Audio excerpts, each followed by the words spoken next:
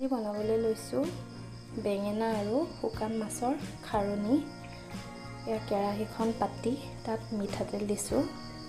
এইখিনি গৰম হ'লে ৰখিব লাগিব। প্ৰথমে আমি বেঙেনাখিনি অকণমান তেলত ভাজি ল'ম। অকণমান নিমখ দিছোঁ, অকণমান হালধি দিছোঁ, দি দিছোঁ।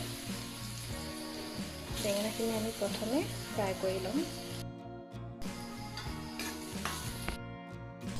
এইখিনি ভজা প্ৰায় হৈ গৈছে, অকণমান ভাজি ল'লে হ'ল।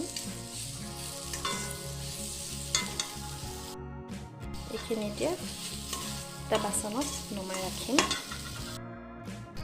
পুনৰ আমি কেৰাহীত অকণমান তেল দি দিম।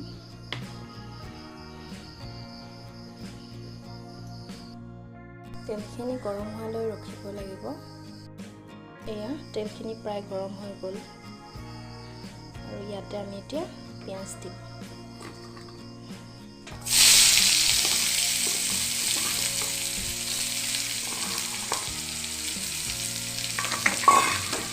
ভালকৈ লৰাব লাগিব। পিঁয়াজখিনি ৰঙচুৱা হোৱালৈ ভাজিব লাগিব। প্ৰায় হৈছেহি আৰু অলপ সময় ভাজিব লাগিব। এনেকৈ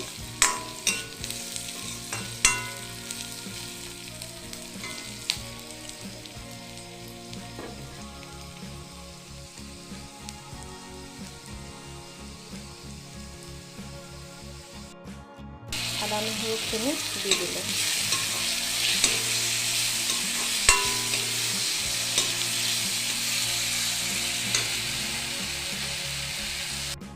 লগতে অকণমান হালধি আৰু নিমখ ইয়াতে দি দিলোঁ।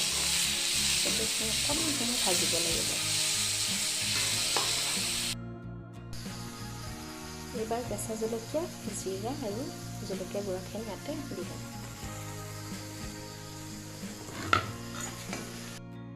অকণমান এনেকৈ ভাজিব লাগিব। এতিয়া আমি ইয়াতে শুকান মাছখিনি ইয়াতে দি দিম।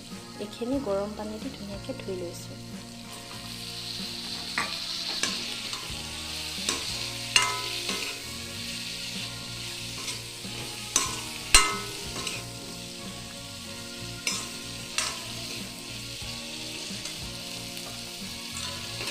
গেছটো হাই কৰি দিছোঁ। অকণমান সময়লৈকে ভাজিব লাগিব। এইখিনি প্ৰায় হৈছে। ইয়াতে অকণমান গৰম পানী দি দিম।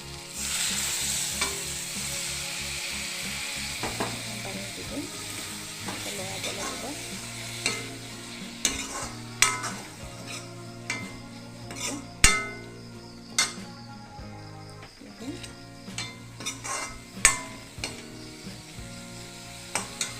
আৰু অকণমান দি দিম।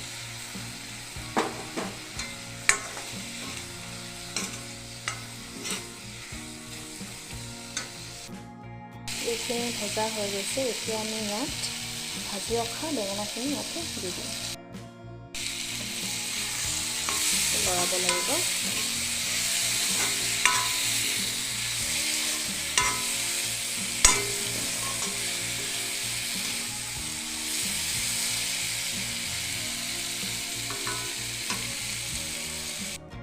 ভজা হৈ গৈছে। এতিয়া ইয়াতে গৰম পানী দি দিম।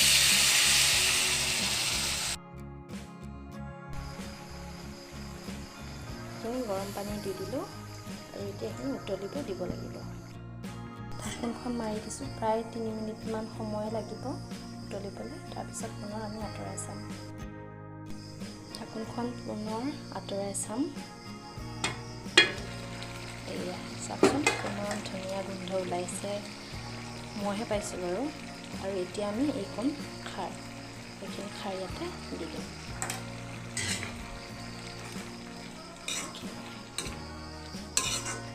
পুনৰ আমি উতলিবলৈ দিব লাগিব। তাৰপিছত হৈ যাব।